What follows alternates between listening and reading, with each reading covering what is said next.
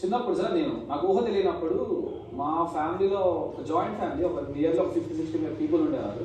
ఎవరి దగ్గర లేనంత గోల్డ్ మా మమ్మీ దగ్గర ఉండేది అని కొంతమంది చెప్పేవారు.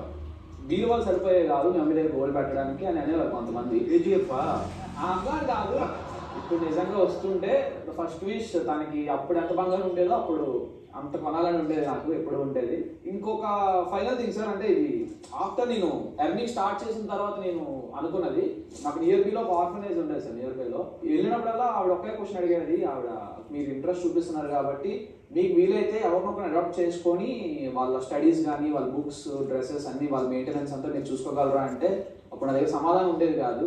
ఇఫ్ ఇన్ కేస్ ఇప్పుడు ఆ అవకాశం వచ్చి ఉంటే ఒక 2-3 పీపుల్ నేను అడాప్ట్ చేసుకొని వాళ్ళు అంతా నేను చూసుకోవడానికి నేను రెడీ ఉన్నాను. ఓకే, ఎవరిని తప్పిస్తావు, ఎంత ఇచ్చి తప్పిస్తావు? రేసులో నుండి తప్పించాలి అంటే రేస్ బోర్గానే కొట్టాలి కదా సార్. మాన్యుల్లో ఎంత ఇచ్చి తప్పిస్తావు?